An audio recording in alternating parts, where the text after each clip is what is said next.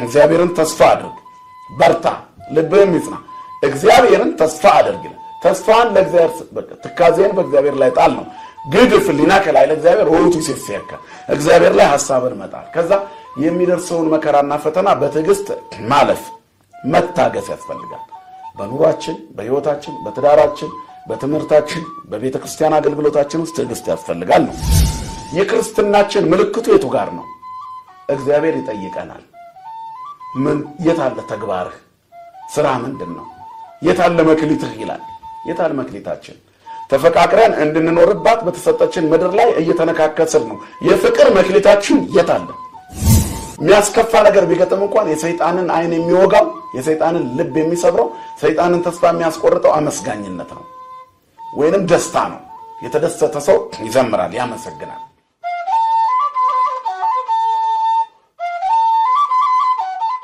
በስመ አብ ወወልድ ወመንፈስ ቅዱስ አሐዱ አምላክ አሜን በመላው ዓለም የምትገኙ ይህንን ምስል የምትመለከቱ ኦርቶዶክሳውያን ክርስቲያኖች በሙሉ የቤተ ጳውሎስ ሚዲያ ቤተሰቦች እንደዚሁም ለወንጌል በጎ ፈቃድ ያላችሁ ሁሉ በጌታችን በመድኃኒታችን በኢየሱስ ክርስቶስ ፍጹም ፍቅር ጸጋና ሰላም ይብዛላችሁ የእመቤታችን የቅድስተ ቅዱሳን የንጽሕተ ንጹሐን የድንግል ማርያም አማላጅነት አይለያችሁ የጻድቃን የሰማዕታት የአበው ጸሎትና መልጃ የቅዱሳን መላእክት ጥበቃ አይለያችሁ አሜን እንኳን ለዐቢይ ጾም ስድስተኛ ሳምንት በሰላም አደረሳችሁ ይህ ሳምንት ገብርኄር ይባላል ባለፈው ሳምንት የደብረ ዘይትን ትምህርት ካውደ ምህረት ነው የተከታተልነው በስቱዲዮ ውስጥ ለማስተላለፍ አልቻልንም ብዙዎቻችሁ በጠየቃችሁን መሰረት መልሱን ነግረናችኋል ከትንሿ ስቱዲዮ የሚተላለፈውን ትምህርት ስለምትከታተሉ እጅግ እናመሰግናለን እግዚአብሔር ያክብርልን ለህይወት የሚበጀውን ነገር ሁሉ በተቻለን አቅም እናስተላልፋለን አካባቢው ኮንስትራክሽን እና የመንገድ ግንባታ የተለያዩ ፍርሰቶች ስላሉ በእነዚህ አይነት ምክንያቶች መብራት እየጠፋ ለመቀረጽ ያደረግነው ሙከራ አልተሳካም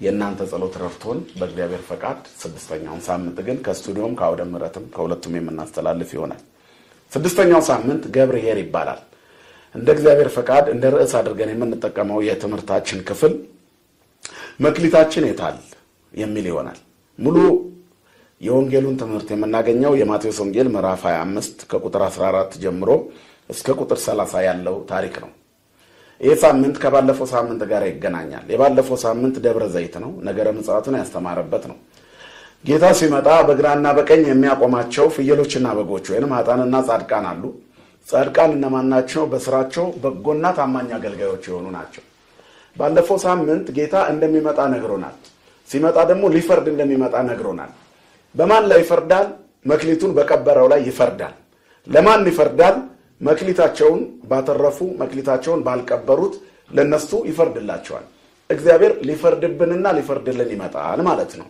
ስለዚህ ገብርኄር ታሪኩ ከዚያኛው ጋር የሚገናኝ ይሆናል ስድስተኛው ሳምንት ስለ በጎና ታማኝ አገልጋይ የሚጠቅስ ነው ቅዱስ ያሬድ በዚህ ላይ በጾመ ድጓው ላይ መኑ ውእቱ ገብርኄር ወመይመን ይለናል ዘይረክቦ እግዚኡ በምግባረ ሰናይ ወይሰይሞ ዲበ ኩሉ ነዋዩ ማን ነው ታማኝ አገልጋይ መኑ ውእቱ ገብርኄር ወመይመን ታማኝ አገልጋይ ታማኝ ባሪያ ማን ነው ዘይረክቦ እግዚኡ በምግባረ ሰናይ እግዚአብሔር በበጎ ምግባሩ ላይ በቅንነቱ ላይ በቅንነት መስመር ላይ የሚያገኘው ማን ነው ወይሰይሞ ዲበ ኩሉ ነዋዩ በስራ ሁሉ ላይ የሚሾመው ይሄ ታማኝ አገልጋይ ማን ነው ካይበይ ቤሎ እግዚአብሔር ገብርኄር ወመይመን እግዚአብሔር ዳግመኛም ማለት ለታማኙ አገልጋይ ገብርኄር ወመይመን አንተ ታማኝ አገልጋይ ወይ ዘበውድ ምእመን ኮንከ በጥቂቱ ታማኝ ሆነሃልና ዲበ ብዙ እሰይመከ በብዙ ሾማለሁ ውስተ ፍስሐው ለእግዚእከ ወደ ጌታ ደስታ ግባ አሁን የነገርኳችሁን የወንጌል ክፍል ባጭር ቃል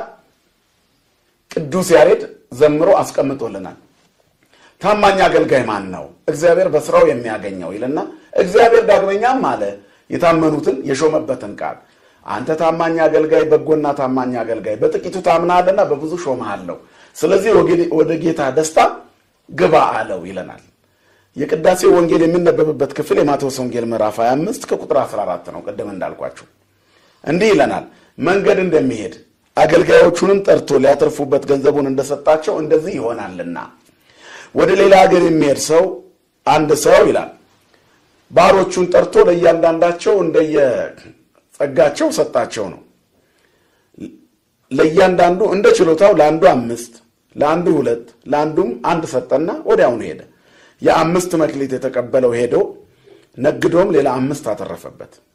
እንዲህም 2 የተቀበለው ሌላ 2 አተረፈ። 1 መክሊት የተቀበለው ግን ሄዶ ምድርን ቆፈረና የጌታውን ወርቅ ቀበረ። ከብዙ ጊዜም በኋላ የእነዚህ አገልጋዮች ጌታ ተመልሶ ተቆጣጠራቸው። 5 መክሊትም የተቀበለው ቀረበና ጌታ ሆይ 5 መክሊት ሰጠኸኝ ነበር፣ እነሆ ሌላ 5 አተረፍኩ ብሎ 5 መክሊት አስረከበ። ጌታውም መልካም አንተ የታመንክ በጎ አገልጋይ፣ በጥቂት የታመንክ ስለሆንክ በብዙ ሾመሃለሁ፣ ወደ ጌታ ደስታ ግባ አለው። 2 መክሊት የተቀበለውም ቀርቦ አቤቱ 2 መክሊት ሰጠኸኝ አልነበረምን? እነሆ ሌላ 2 መክሊት አተረፍኩ አለ። ጌታውም መልካም አንተ የታመንክ በጎ አገልጋይ፣ በጥቂቱ የታመንክ በብዙ ሾመሃለሁ፣ ወደ ጌታ ደስታ ግባ አለው። 1 መክሊት የተቀበለው ግን መጣና እንዲህ አለ፣ አቤቱ አንተ ካልዘራህበት የምታጭድ ካልበተንክበት የምትሰበስብ ጨካኝ ሰው እንደሆንክ አውቃለሁ። ስለዚህም ፈራሁ፣ ሄድኩና መክሊትህን በምድር ውስጥ ቀበርኩት። እንግዲህ እነሆ መክሊትህ። ጌታውን መልሶ አለው፣ አንተ ሰነፍ አገልጋይ፣ እኔ ካልዘራሁበት የማጭድ ካልበተንኩበት የምሰበስብ ጨካኝ ሰው እንደሆንክ ታውቃለህን? ገንዘቤን ለለዋጮች መስጠት በተገባ ነበር፣ እኔ ራሴ መጥቼ ገንዘቤን ከነትርፉ ጋር በወሰድኩ ነበር። ከዚያ የቆሙትንም እንዲህ አላቸው፣ ይህን መክሊት ከእርሱ ተቀብላችሁ 10 መክሊት ላለው ስጡት፣ ላለው ይሰጡታልና ለሌለውም ያለውን ያን ይወስዱበታል። ክፉን አገልጋይ ግን ልቅሶና ጥርሶ ወደ ማፋጨበት ወደ ውጭ ጨለማ አውጡት አለ። ስለ ቃሉ የአምላካችን እግዚአብሔር ስም የተመሰገነ ይሁን። እንግዲህ የዛሬው የዚህ የወንጌል ሳምንት ስለ በጎ አገልጋይ፣ ስለ ታማኝ አገልጋይ የሚናገር ይሆናል ማለት ነው። አብይ ጾም እያንዳንዱ ሳምንት 8ቱ ሳምንታት ጌታችን ያደረጋቸውን አበይት ክንዋኔዎችና በምሳሌም ያስተማራቸውን ማስገንዘቢያዎች፣ ጠንካራ ማስገንዘቢያዎች ቤተክርስቲያን ተጠቅማ ትውልዱ በአዲስ ኪዳን ሕይወት ውስጥ ራሱን ጠብቆ እንዲኖር ያስተማረችበት መንገድ ነው። ይሄ ሳምንት ስለ ታማኝ አገልግሎት ነው። እግዚአብሔር በምድር ላይ ሲያስቀምጠን ለእያንዳንዳችን ስለሰጠን ጸጋ ይናገራል። የመክሊቱ ባለቤት ጌታ እግዚአብሔር ነው። መክሊቱን የተቀበሉት የሰው ልጆች በየደረጃቸው ናቸው። በቤተ ክርስቲያናችን አስተምሮ ባለ 5ቱ ሊቀ ጳጳስ ይባላል። ይሄ ነገር ከንጉስ እስከ ሎሌ፣ ከሊቀ ጳጳስ እስከ ምዕመን እያንዳንዱ የተሰጠው ጸጋ መኖሩን የሚያሳይ የወንጌል ክፍል ነው። ዳዊት እንደተናገረው ወይ ፈድዮ ለኩሉ በከመ ምግባሩ፣ ለሁሉም እንደየሥራው ይሰጠዋል። እንደየጸጋው ጸጋውን የተጠቀመበትን በጸጋው ልክ እግዚአብሔር ይከፍለዋል። በአዲስ ኪዳንም ጌታ በራእየ ዮሐንስ እነሆ እኔ በቶሎ እመጣለሁ፣ ለእያንዳንዱ እንደ ሥራው እከፍለው ዘንድ ዋጋዬ ከኔ ጋር አለ ይላል።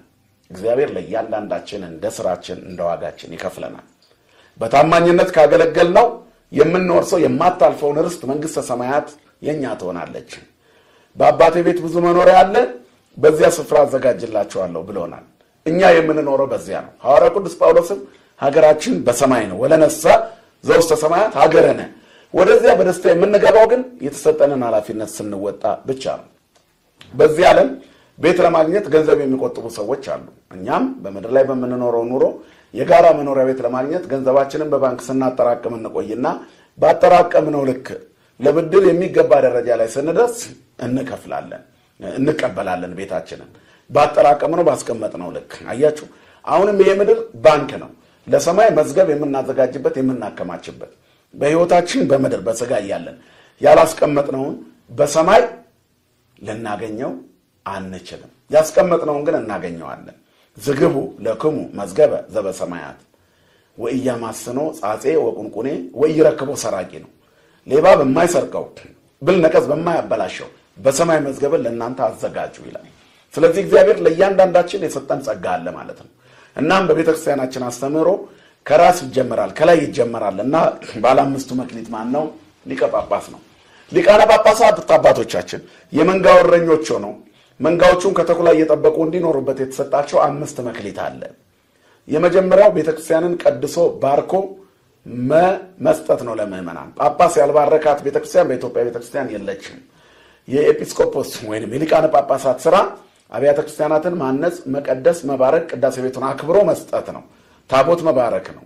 ቡራኬ ላይ ለጳጳሳትን ጳጳሳት ተሰብስበው ያደርጋሉ። የመጀመሪያው ጸጋ ይሄ ነው። ክህነት መስጠት ነው ለቀሳውስት፣ ሁለተኛው ጸጋቸው ነው። ለዲያቆናት ዲቁና መስጠት ነው፣ ሶስተኛ ጸጋቸው ነው። ቀድሶ ማቁረብ አራተኛ ጸጋቸው ነው። ማጥመቅ አራተኛ ጸጋቸው ነው። ቀድሶ ማቁረብ አምስተኛ ጸጋቸው ነው። ይሄ የተሰጣቸው አምስቱ መክሊት ይሄ ነው። የአንድ ሊቀ ጳጳስ የሥራ ድርሻ ይሄ ነው ማለት ነው። በዚህ ድርሻቸውን በአግባቡ ካልተወጡና የበግ ለምድ በለበሱ ተኩላዎች ምዕመናን እየተነጠቁ ከሄዱ የታለ መክሊት ብሎ ይጠይቃቸዋል። አብያተ ክርስቲያናትን ማሳነጽ፣ ቡራኬ መስጠት፣ እንደዚሁም ደግሞ ክህነት መስጠት፣ ዲቁና መስጠት፣ ቀድሶ አስተምሮ ማቁረብ፣ ልጅነትን መስጠት፣ ይህንን መባረክ የጳጳሳት ድርሻ ነው። ሁለተኛው የቀሳውስት ድርሻ ነው። ቀሳውስት በቤተ ክርስቲያን ውስጥ ክህነቱ ከተሰጣቸው በኋላ ሁለት ኃላፊነት አላቸው። አንደኛው ማጥመቅ፣ ከዛ ቀድሶ ማቁረብ ነው። እንግዲህ ልጅነት መስጠት እና ማቁረብ ላይ በመካከል ንስሐ መቀበል አለ። የተለያዩ ተግዳሮቶች አሉ። ቁርባን የመጨረሻው ጥግ ስለሆነ ነው የሚጠቀሰው። ዲያቆን ደግሞ ተልእኮ ነው። ዲያቆን እሰ አኮ ካህና አላ ላይ ከካህን ዲያቆን ካህን ሳይሆን የካህናት ተላላኪ ነው። ተልእኮ ነው። ለተልእኮ ምስጢር መሄድ ነው። ዲያቆናት ንጹሐን እላቅለሉ ክነፊሆሙ ለተልእኮ ምስጢር በዲበ ዛቲ ጠረጴዛ። አባታችን አባ ጊዮርጊስ ዘጋስጫ ዲያቆናት ንጹሐን ናቸው። ክንፋቸውን አቅልለው ፈጥኖ በፈጣንነት ለተልእኮ ምስጢር በዚያችን ባለችዋ በመንበሩ ዙሪያ ይላላካሉ። በቤተ መቅደሱ ይላላካሉ። ፍም ይጭራሉ፣ ያመጣሉ። መስዋዕት ያዘጋጃሉ፣ ያመጣሉ። ለቤተ መቅደሱ የሚያስፈልገውን ከምዕመናን ወደ ካህናት፣ ከካህናት ወደ ምዕመናን የሚገባውን የቡራኬ ወይንም የበረከት ስጦታ ያመላልሳሉ። በቤተ መቅደስም፣ በደጀ ሰላምም፣ በክርስትና ቤትም፣ በቤተልሔምም የዲያቆናት ተልእኳቸው ባለ አንድ መክሊት ናቸው። ተልእኳቸውን ግን ሲወጡ ለከፍተኛ ማዕረግ ያበቃቸዋል። ይህንን ዲያቆን ለከፍተኛ ተልእኮ ምስጢር ወደ እኔ አምጣው፣ በዲቁና በነበረበት ጥንካሬ የእስጢፋኖስን በረከት ስጠው፣ በድንጋይ እየተወገረ ህሉና ሥላሴን እንደተመለከተ፣ ከዚያ ቀጥሎ ደግሞ ከፍ ብሎ ወደ ክህነት ተግባር አምጣልኝ ብሎ በቅዳሴ ማርያም ላይ ካህኑ ይጸልያል። ከኔ ጋር የሚራዳውንም ካህን ጠብቀው ይላል። ህዝቡንም ጠብቃቸው ይላል። በየደረጃው ይጸልያል። በተሰጣቸው መክሊት ምዕመናኑ ይኖሩ ነው። ካህኑ በክህነት ጸጋው እንዲኖር ጌታዬ ሆይ ብሎ ይጸልያል። እጆቹን በአንብሮተ እድ ታቦት ላይ አስቀምጦ ከኔ ጋር ያለ እየደቀን እየተራዳ ያለውን ይህንን ካህን ጠብቅልኝ፣ ባርከው፣ ክህነቱን አጽናልኝ ብሎ ይማጸናል። ለዲያቆኑም ይጸልያል። ከዚያ ቀጥሎ በዚህ ያሉ ምዕመናን በሙሉ በበረከትህ ከጸጋ ከረድኤት ስጣቸው ይላል። ሁሉም የተሰጠው ጸጋ አለ ማለት ነው። በዚህ ደረጃ እንድንኖር ተፈቅዶልናል። ሌላ ወደ ራሳችን ህይወት አምጥተን ስንመለከተው 5 መክሊት ተብሎ የተነገረው የመጀመሪያው በእያንዳንዱ ለምዕመን የተሰጠ ጸጋ አለ። ባለ 5ቱ መክሊት አሚን። አንደኛው እምነት ነው። ሁለተኛው ፍስሐ ነው። ሶስተኛው ምህረት ነው። አራተኛው ትዕግስት ነው። አምስተኛው ተስፋ ነው። ይሄ ማለት እምነት ተሰጥቶናል። በእምነታችን ውስጥ በሁሉ ደስ እንዲለን ደስታ ተሰጥቶናል። ተፈስሑ በኩሉ ጊዜ። ስለ ሃይማኖት አንድ ጌታ፣ አንድ ሃይማኖት፣ አንዲት ጥምቀት ይላል አይደል? ለቅዱሳን ፈጽሞ አንድ ጊዜ ስለተሰጠች ሃይማኖት ትጋደሉ ዘንድ ጽፍላቸዋል ይላል ሐዋርያው። ሃይማኖት ጥይቅቲት ለዘይሴፈዋ ሃይማኖት ተስፋ ስለምናደርገው ነገር የምታስረግጥ ናት። ስለዚህ ሃይማኖት የመጀመሪያው ጸጋ ነው ወይንም መክሊት ነው። ምዕመናን ከእግዚአብሔር ጋር የሚገናኙት በሃይማኖት ነው። ሃይማኖት ሰውና እግዚአብሔር የሚገናኙበት መንገድ ነው። ሃይማኖት እግዚአብሔር የሰው ልጅን ፈልጎ ለማግኘት የፈለገበት የፍለጋ መንገድ ሃይማኖት ይባላል። ፍኖተ እግዚአብሔር ትባላለች። ስለዚህ እያንዳንዱ ሰው እምነት አለው። በዚህ ወንጌል ውስጥ የምንኖር ይሄን ወንጌል የምንሰማ ሃይማኖተኞች ነን። ሃይማኖት የሌለው ሰው ከእግዚአብሔር ጋር ግንኙነት ሊኖረው አይችልም። ስለዚህ እግዚአብሔርን እናገኛለን። ሃይማኖት ማለት አሚን ማለት ነው፣ እምነት ማለት ነው። ስለዚህ ማመን ማለት ነው። ማመን፣ መታመን፣ አመኔታ ማድረግ ማለት ነው። ስለዚህ በእግዚአብሔር ማመን የመጀመሪያ መክሊታችን ነው። ሁለተኛው ፍስሐ ነው፣ ደስታ ነው። ተፈስሑ በኩሉ ጊዜ ወጸልዩ ወትረ አይኩትዎ ለእግዚአብሔር በእንተ ኩሉ ዘገብረ ነው። አይኩትዎ በእንተ ኩሉ፣ በሁሉ አመስግኑ ደስ ሲላችሁ። ደስ ያለው ቢኖር ያመስግን፣ ደስ ያለው ቢኖር ይዘምር። ከአሜን ቀጥሎ የተሰጠን ፍስሐ ነው። ሶስተኛው ምህረት ነው፣ ይቅርታ ማድረግ። በሃይማኖት የሚኖር ሰው ደስተኛ ነው። ፊቱ በቂም አይጨፈገግም፣ በጥላቻ አይጨፈገግም፣ በበቀል አይጨፈገግም። የጨፈገገው ፊት በክርስቶስ እንደፈካለት ያምናል። በእምነት ውስጥ ደግሞ በደስታ ይኖራል። በማግኘትም በማጣትም ደስ ይለዋል። ክርስቲያን ማለት ሁሌ ደስ የሚለው ነው። ሲያገኝም ደስ የሚለው፣ ሲያጣም ደስ የሚለው። ስለወፈረና ስለከሳ በሰውነቱ መግዘፍና መቅነጠን አይደለም እግዚአብሔርን የሚያመሰግነው። ፈተናም ቢበዛበት ያመሰግናል። በሁሉ አመስግኑ ይላል። አይኩትዎ በእንተ ኩሉ፣ ስለ ሁሉ የሚያመሰግን። ታዲያ የሚያመሰግን ሰው ቂም በቀል የለውም፣ ጥላቻ የለውም፣ መርዝ አይረጭም። ምህረት ማድረግ፣ ምህረት ስጋዊ፣ ምህረት መንፈሳዊ ማለት ነው። ስለዚህ ምህረት ስጋዊና ምህረት መንፈሳዊ ማድረግ በእምነት ውስጥ ያለ ሰው ተግባር ነው ማለት ነው። ሶስተኛው አራተኛው ትዕግስት ነው። ወተሰፈው ለእግዚአብሔር ተአገስ ወአጽን ልበከ ወተሰፈው ለእግዚአብሔር ይላል ዳዊት መዝሙር 26 ቁጥር መጨረሻ ላይ። እግዚአብሔርን ተስፋ አድርግ፣ በርታ፣ ልብህም ይጽና። እግዚአብሔርን ተስፋ አድርግ ይላል። ተስፋን ለእግዚአብሔር ትካዜን በእግዚአብሔር ላይ ጣል ነው። ግድፍ ሊናከ ላይ ለእግዚአብሔር ወውቱ ሲሰከ እግዚአብሔር ላይ ሐሳብን መጣል። ከዛ የሚደርሰውን መከራና ፈተና በትዕግስት ማለፍ መታገስ ያስፈልጋል። በኑሯችን፣ በህይወታችን፣ በትዳራችን፣ በትምህርታችን፣ በቤተክርስቲያን አገልግሎታችን ውስጥ ትዕግስት ያስፈልጋል ነው። አምስተኛው ተስፋ ነው። እነዚህን ሁሉ መንገዶች የመጣ ነው ተስፋ መንግስተ ሰማያት የማታልፍ አለች ብለን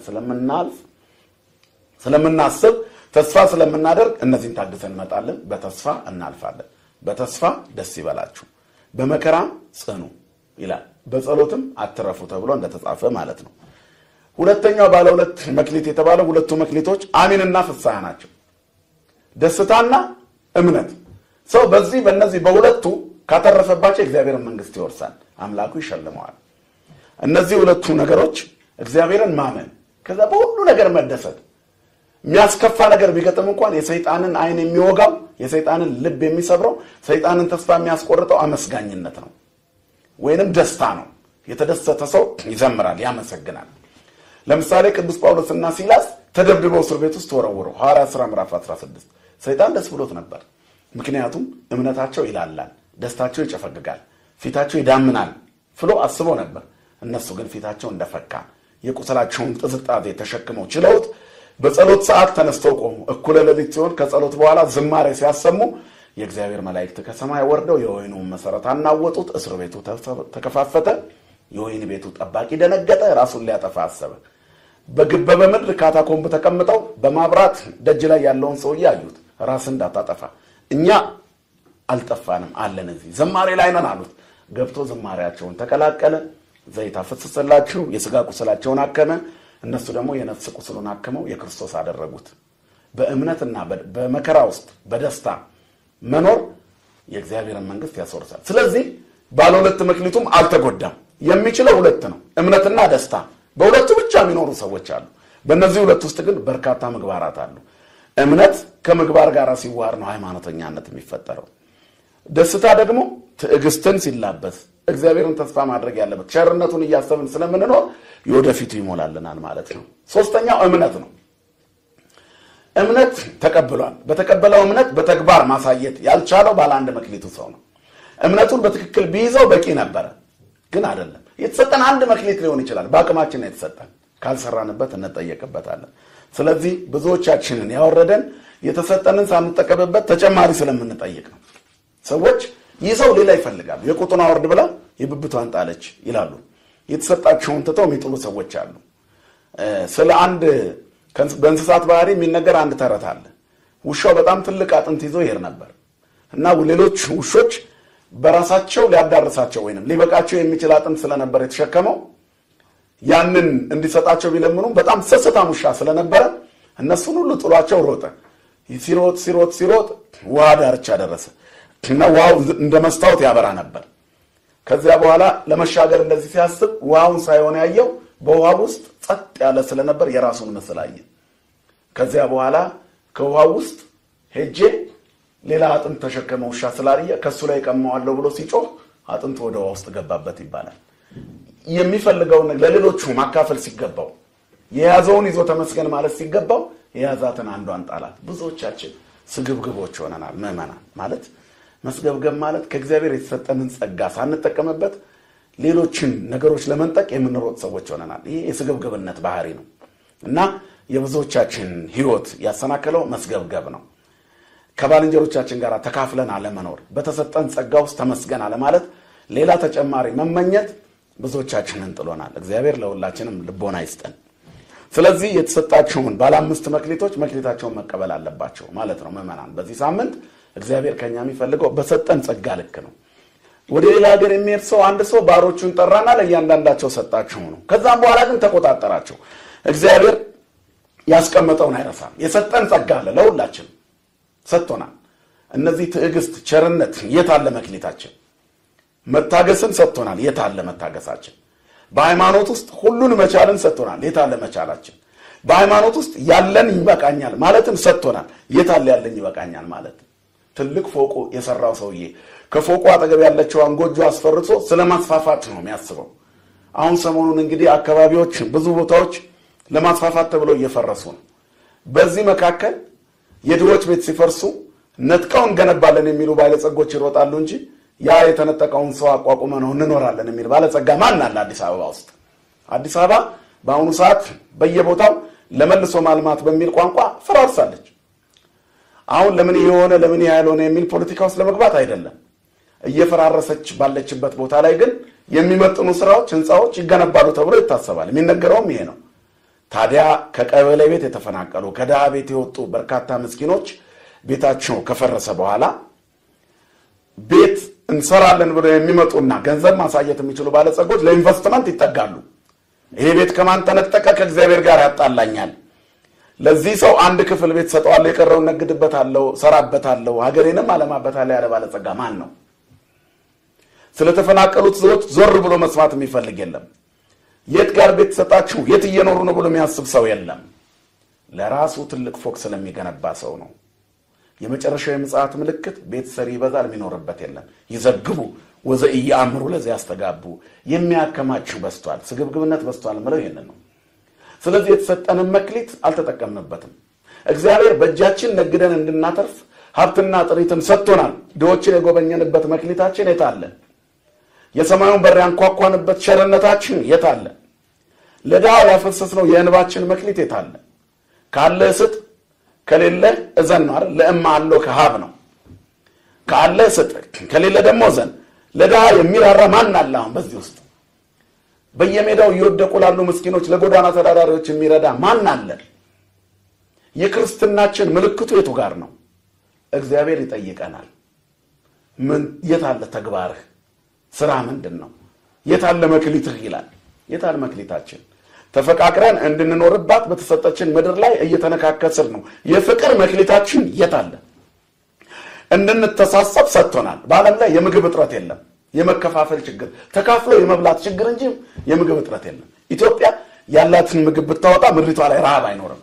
አከማችቶ ነቀዝ የሚበላበት አለ። መሶቡን ገልጦ ባዶ ቅጠል የሚመለከት ደግሞ በዛው ልክ አለ። ቤት ተርፎት ዘግቶ የሚኖር አለ። ቤታቶ ሜዳ ላይ የሚያድር አለ። ልብስ ተርፎት በቅርጫ ሞልቶ ብል ነቀዝ የሚበላበት አለ። የሚለብሰው አጥቶ ራቁቱን በብርድ የሚራቆት አለ። መተሳሰባችን የታለ? መክሊታችን የታለ? መመናን ኢትዮጵያዊ መልኩን የቀየረ ዝንጉርጉርነቱን ነብር እንደቀየረ ያክል ኢትዮጵያዊ መልኩን አልቀየረም። ነብዩ ኤርሚያስ ኢትዮጵያዊ መልኩን ይቀይራልን? አይቀይርም ብሎ ነበር። በእውኑ ኢትዮጵያዊ መልኩን ሊቀይር ነብር ዝንጉርጉርነቱን ሊቀይር ይቻለዋልን? አለ። ኢትዮጵያውያንን የታዘበበት ትንቢቱ ነው። ነብዩ ያን ጊዜ የተናገረውን ቃል ዛሬኛ ላይ ያየው ይመስለኛል። ነብር ዝንጉርጉርነቱን ሊቀይር አይችልም። ኢትዮጵያዊ መልኩን የትኛው መልኩን? እንግዳ ተቀባይነት ገጽታውን። ዛሬ እንግዳ ተቀባይ ሳንሆን አፈናቃዮች ነን፣ አሳዳጆች ነን፣ ሰጪዎች ሳንሆን ቀሚዎች ነን። ተካፍሎ መብላት ተወቅፎ ተነግደን ገንዘብ የምታረጋ ሀገር የለችም ዛሬ። የነበረ ክብሯ ውበቷ ከጠፋ ቆይቷል። መተሳሰብ ርቋል። ግለኝነት በስቷል። የታለ መክሊታችን? ባልንጀሮች እርስ በራሳችን ተዋደን የምንኖርበት መክሊታችን የታለ? የወንድሞቻችንን ገመና የምንሸፍንበት የትዕግስት መክሊታችን የታለ? ገመና ሸፋኝነት የኛ ተሸፍኖ ለክብር ቆመናል ፊት ለፊት። እኛ ግን ባልንጀሮቻችን እናዋርዳለን። በርካታ የሚዲያ ተከታታዮችና በሚዲያ የምንተዳደር ወንድሞች ብዙ ጉዟችንን ስም በማጥፋት ነው ቪው ለማግኘት የምንሮጠው። ከእግዚአብሔር የሰማዩን እንደሚያዘጋብን የምድሩ ባንካችን ሲሞላ የሰማዩ መዝገባችን እንደሚዘጋብን አላወቅንም። ገንዘባችንን የምናከማቸው ብል ነቀዝ በሚያበላሽው ቦታ ላይ ነው። የሚነቅዝ ቦታ ላይ ሀብትን ከማከማቸት እግዚአብሔር ይጠብቀን። በነውር የሚሰበሰብ ገንዘብ ብል ነቀዝ የሚበላው ቦታ ላይ እህልን እንደማስቀመጥ ነው። ስለዚህ የብዙዎቻችን ሀብት በነቀዝ ተበልቷል። የብዙዎቻችን ስጦታ ረክሷል። ስለዚህ እግዚአብሔር የሚለን ይሄንን ነው። ነግዱና አትርፉበት፣ ተቆጣጠራቸው ነው። የተሰጠን ጸጋ አለ፣ ጸጋችሁን ተቆጣጠሩበት። መልካም ድምጽ ያላችሁ ሰዎች በትህትና በዝማሬ የምታገለግሉበት መንገድ መክሊታችሁ የታለ? እኛ ሰባኪ ሆነስ መክሊታችን የታለ? በወንጌላችን ውስጥ የሰዎችን ችግር የምናዳምጥ ነን ወይ? ምስኪኖችን የሚያረጋጋ ወንጌል እንሰብካለን ወይ? በህዝቡ ላይ ቀንበር እናበዛለን ወይስ ከህዝቡ ላይ ቀንበርን የሚያነሳውን ሩሩውን አምላክ እንሰብካለን? ራሳችንን ነው የምንሰብከው ወይስ ወንጌሉን ነው? የህይወት ጉዟችን ምን ይመስላል? መሰናክል የበዛበት ነው ወይስ በቅድስና የተሞላ ነው? ብዙዎቻችን ራሳችንን እንጠይቅ። የት ነው ያለ ነው? እግዚአብሔር አዳምን ከፈጠረው በኋላ አዳምን በመጀመሪያ ደረጃ ባስቀመጠው የጸጋ ስፍራ ላይ ስላላገኘው አይተሃለው ከብሎ ፍለጋ መጣ። ያስቀመጠውን የማይረሳ ጌታ ሁላችንንም ይፈልገናል። የት ነው ያለኸው ይላል። የት ነው ያለው? በንግድ አስቀምጦ ይሆናል። ትርፍህን ምን እያደረክበት ነው? በስራ ቦታ ላይ ባለስልጣን የሆናችሁ መንግስታት አላችሁ። ጭቁኑን ህዝብ እያፈናቀላችሁ እየጎዳችሁ ነው ወይስ ለዳው ቆማችሁለታል? እግዚአብሔር ይፈትሻል። እግዚአብሔር ይፈትን ልቦ ክልያት። ይሄንን አደረግን ይሄንን ሰራን ብላችሁ ሚዲያ ላይ ታወሩ ይሆናል። ልብን የሚያውቅ እግዚአብሔር ግን ልባችሁን ያውቃል። ወይ ፈድዮ ለኩሉ በከመ ምግባሩ ለእያንዳንዳችሁ ይከፍላል። የታል መክሊትህ?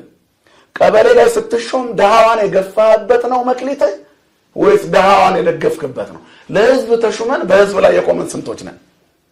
መንፈሳዊ ምእመናንስ? መንፈሳዊ አባቶችስ? ለምእመናን የቱ ጋር ነው የቆማችሁለት? የቤተ ክርስቲያን ተልእኮዋን በአግባቡ እየፈጸመች ነው ወይ? ተዋህዶ ቤተ ክርስቲያን ክርስቶሳዊት ዓለም አቀፋዊት ኩላዊት የሆነች ጉልላቷ ኢየሱስ የሆነች ቤተ ክርስቲያን ኢየሱስ ክርስቶስን በትክክል በርህራሄው የሚገልጥ ሕይወት አላት ወይ? ለምእመናን ትራራለች ወይ? ሙሉ ቀን ሰዎች ንስሐ እንዲገቡ ስትናገር ነው የምትውለው ወይስ መዋጮ ስትሰበስብ ነው የምትውለው? አባቶችስ ከልጆቻቸው ጋር ያላቸው ግንኙነት ሃይማኖታዊ ነው ፖለቲካዊ? ሰባኪያንስ ወንጌልን የምንሰብክበት መንገድ በጎጥ የተደራጀ በፓርቲ የተደራጀ ነው ወይስ ቤት በኩል ነው? ሀገራችን ላይ ባለው ጦርነትስ በርካታ ሰባኪዎች የጦር አዝማቾች አይደለንም? በብሔር ተቧድረን አንድነት ላላት ቤተክርስቲያን ሰማያዊ ወንጌል የምትሰብከዋን ቤተክርስቲያን ትተናት መንፈሳዊነታችንን በጦር አዝማችነት የምንመራ ስንቶች ነን? ሳናውቀው የእግዚአብሔርን ቤት እያፈራረስን አይደለም ወይ? የታል መክሊታችን?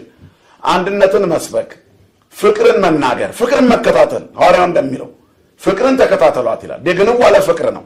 ማን ነው ፍቅርን የሚከታተላት? ስለ አንድነት የሚሰብክ ማን ነው? ስለ ጭቁን ህዝብ የሚቆመውስ ማን ነው? ከቤተ መንግስት እስከ ቤተ ክህነት እግዚአብሔር መክሊታችሁ የታለ? የሰጠዋችሁ መክሊት ካተረፋችሁበት የናንተ እኮ ነው። ያላተረፈው እኮ ተነጥቆ ጨምሩለት ነው። መክሊቴን የታደረጋችሁት አለ እግዚአብሔር። የኛን እኮ ነው። የኛን የራሱ አድርጎ ጠየቀን። ግን የኛ ነው መክሊቱ። የሰጠን ለኛ ነው። ስልጣን ሰጥቶናል። መንፈሳዊ ስልጣናችንን ስንፈልግ የምናወግዝበት ስንፈልግ ደግሞ የምናነሳበት የራሳችንን ዘመዶች የምንሰበስብበት አልሆነም። በአንዲት ቤተክርስቲያን ውስጥ ጎጠኝነትና ዘረኝነት አልሰፈነም። በመንፈሳዊ ጥበብና ዕውቀት እየተጓዘ እዛ አካባቢ የሀገር ሰው ስላልሆነ የተገፋ ሊቅ ስንት አለ። እኛስ ደግሞ ታላቅ ብለን የምናከብረው የሀገራችንን ሰው አይደል? ካህናቱስ ቢሆን የምንጠራራው በሀገር ነው በሃይማኖት ነው? ምእመናንስ ቢሆኑ ጉዟችን ከዘረኝነት የጸዳ ነው? አኗኗራችን በኑሮ ደረጃችን ነው ባልንጀራ የምናፈራው? ስለዚህ እግዚአብሔር ምህረትን ይወዳል። ምህረት ማለት ምህረት ስጋዊ፣ ምህረት መንፈሳዊ ነው።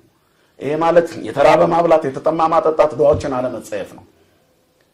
አያችሁ፣ ምህረት ነፍሳዊ ደግሞ አለ። በነፍሳችን በመንፈሳችን ለበጎ ነገር ብቻ በመጋደል ትውልዱ ክርስቶስን እንዲያውቅ በመንፈሳዊ ሕይወት ውስጥ መጓዝ የቤተክርስቲያኒቱን ጉልላት የሚያሳይ ሁሉን የወደደ ሀብታም ድሃ ያላለውን እግዚአብሔር የምናሳይበት መንገድ ሰባኪያንን ብንሆን ወንጌላችን ለባለጸጋና ለድሃ የተለየ አይደለምን? ትክክለኛውን የክርስቶስ ወንጌል የምናሳይበት መንገድ የትኛው ነው? የምንኖረው ሕይወት ለስጋዊ ነው ለመንፈሳዊነት ነው? እኛ ወንጌላውያን ይሆን ነው? መክሊታችንን ያልቀበርን ሰዎች የለንም። ስለዚህ ጌታ ይጠይቀናል። የታለ መክሊታችሁ? ያስቀመጠውን አይረሳም። ተቆጣጣራቸው ይላል። እንድታተርፉበት ሰጠዋችሁ። የታደረጋችሁት ሰባኪያን ባስተምሯችሁ ወደ በረቱ ስንት ነፍሳት አስገባችሁ? ወይስ ከበረቱ አስተናካይ ሆናችሁ ስንቱን አስወጣችሁት? ካህናት በንስሐ አባትነታችሁ የስንቱን ቤት በቅድስና ሞላችሁት? ወይስ እየመረጣችሁ ጸበል ረጫችሁበት? በየትኛው ጎዳና ለእግዚአብሔር ተመቻችሁት? ክርስትና ለእግዚአብሔር በተመቻቸ ስፍራ ላይ መቆም ነው። ይሄ ሳምንት ለሁሉም ምእመን የተሰጠ ሳምንት ነው። ለካህኑም፣ ለጳጳሱም፣ ለኤጲስቆጶሱም፣ ለዲያቆኑም፣ ለምእመኑ፣ ለጠቅላይ ሚኒስትሩም፣ ለምክትሉም፣ ለጦር አዛዡም፣ ለእያንዳንዱ የታለ የተሰጣችሁ ሀገር እንድትጠብቁ ሀገር እንድታስተዳድሩ የተሰጣችሁ መክሊት? ድሃውን አማረራችሁበት ወይስ ድሃውን አስደስታችሁበት? በምስኪን ጉሮሮ ውስጥ የሚወርደውን እንጀራ ነጠቃችሁት ወይስ ለምስኪኑ መገባችሁት? እናንተ ታውቁታላችሁ። ጌታ ግን ይመጣል። የታለ መክሊት ይላል። ሾሜ ነበር በወንበር ላይ ሀገር እንድትመራ ሰጥቼህ ነበር፣ ህዝቦች ባንተ ተደሰቱ አነቡብህ ብሎ ይጠይቃል። ሾሜ ነበረ፣ ጥሩ መሪ ትሆናለህ ብዬ እረኛ አድርጌ ነበረ፣ በጎቹን በዱላ እየቀጠቀጥክ ጀርባቸውን አቆሰልካቸው ወይስ ወደ ለመለመ መስክ አሰማራሃቸው? ይጠይቃል እግዚአብሔር። እያንዳንዱን ይጠይቀዋል። እኔ በቶሎ መጣለሁ፣ ለእያንዳንዱ እንደ ስራው ልከፍለው፣ ዋጋዬ ከኔ ጋር አለ ይላል። ስለዚህ እንደየጸጋችን እንጠየቃለን። ለሁላችንም ተሰጥቶናል። ለየኔ ቢጤ እንኳን ለምኖ ለሚኖረው እንኳን ከለመናት ላይ ተካፍሎ እንዲበላ ተሰጥቶታል። ድሃ ስለሆንክ መንግስተ ሰማያት ባለ ጸጋ ስለሆንክ ገሃነም ትገባለህ የሚባል ተረት የለም። ሁሉ እንደ ስራው ነው የሚጠየቀው። ወይ ፈድዮ ለኩሉ በከመ ምግባሩ፣ ለእያንዳንዱ እንደ ስራው። ባለጸጋም እንደ ባለጸግነቱ በተሰጠው ሀብት ተካፍሎ በልቶበታል ወይስ ድሃ እያማረረ እያራወቅ ቆተ በስጋ እየተስፋፋ ለገሃነመ እሳት ተዘጋጅቷል? ስለዚህ ክርስትና ሚዛናዊነት ነው። ለሁሉም እኩል መኖር እኩልነት ነው። በዚህ ሳምንት እግዚአብሔር ለሁሉም እንደየስራቸው ይሰጣቸዋል። ባለ አንዱ መክሊት መጥቶ የተሰጠውን ጸጋ በየሜዳ ያፈሰሰ ሰውን ይመስላል።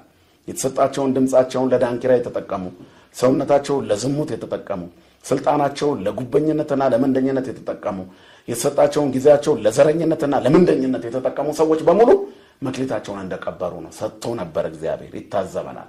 እግዚአብሔር ሰጥቶ የታዘበን ሰዎች በርካቶች ነን። የጭንቀት ቀን ሳይመጣ የምትጸጸትበት ቀን ሳይመጣ በጉብዝና ወራት ፈጣሪን አስብ። ደስ አያሰኙም የምትላቸው ቀናት ሳይመጡ ለግምገማ ሳትቀርብ ጸጋ ሳይነጠቅ በጉብዝና ወራት በተሰጠህ ኃይል፣ በተሰጠህ ጉልበት፣ በተሰጠህ ጸጋ፣ በተሰጠህ ዕውቀት ህዝብህን ቤተክርስቲያንን አገልግልበትና አትርፍበት። ገብርኄር አንተ ነህ። ገብርኄር ወመይመን ዘበውድ መይመን ኮንከ ዲበ ብዙ ሰይመከ በውስተ ፍስሐ ለእግዚእ። በጥቂቱ ታምናልና በብዙ ሾመሃለሁ፣ ወደ ጌታ ደስታ ግባ ይላል። ቸር ያሰማን መድኃኔዓለም። መዋዕለ ጾሙን በሰላም ያስፈጽምልን። ታማኝ አገልጋዮች እንድንሆን ይርዳን። መንግስታት ታማኝ መሪዎች እንዲሆኑ እግዚአብሔር ይርዳቸው። ባለስልጣናት ታማኞች ሆነው የበታቾቻቸውን እንዲያገለግሉ እግዚአብሔር ይርዳቸው። የጸጥታ አስከባሪዎች መሳሪያቸውን በቅንነት ለበጎ ነገር ለድሃው ለምስኪኑ ህዝብ የሚቆሙበት ያድርግላቸው። መምህራንም በመምህርነታቸው አርአያ የሚሆኑበት ያድርግላቸው። ታላላቆቹ ሊቃነ ጳጳሳት ለህዝቦቻቸው ለምእመናኖቻቸው ጥሩ እረኛ ያድርገልን። ካህናት ለንስሐ ልጆቻቸው ታማኝ አባት ሆነው ቤቱን በበረከት የሚሞሉ አጋንንትን ከቤት የሚያስወጡ ጸበል ረጭተው በቤት ውስጥ ፈውስ የሚያፈሱ ያድርጋቸው። ዲያቆናት በተልእኮ ምስጢር ለምእመናን ታማኝ ትጉህ አገልጋዮች፣ በቤተ መቅደስ ተላላኪዎች ታማኞች ንጹሃን ያድርግልን። መምህራን ወንጌል ሰባኪያንን ወንጌላቸው የእውነት ያድርግልን። ዓለማውያን መምህራን ቅድም እንዳልነው ጥሩ ተተኪ ትውልድ ዜጋ የሚያፈሩ ያድርግልን። ሁሉንም እንደየስራው ለነጋዴው ወረቱን በሐቁ የሚያገኝበት፣ አፈርና እህል የማይደባልቅበት፣ መክሊቱን የማይቀብርበት፣ ውሃና ወተት የማይቀላቅልበት፣ መክሊቱን የማይቀብርበት፣ የተበላሸ ነገር እየሸጠ ኪሱን እየሞላ ትውልድ የማይፈጅ ያድርገው። በተጠያቂነት መንገድ ላይ ስንቆም አትርፈናል ጌታዬ ሆይ በሰጠኝ ድሃ ረድቻለሁ፣ የተራበ አብልቻለሁ፣ የተጠማ አጠጥቻለሁ፣ በሰጠኝ መክሊት ተጠቅሜያለሁ፣ ስራዬ እንዲገልጠኝ ያንተን ረድኤት ተቀብያለሁ እንድንል ይርዳን። የእግዚአብሔር ቸርነት፣ የእመቤታችን አማላጅነት፣ የአበው ጸሎትና ምልጃ፣ የቅዱሳን መላእክት ጥበቃ አይለየን። ለብርሃነ ትንሣኤው በሰላም ያደርሰን። ይቆየን። አሜን።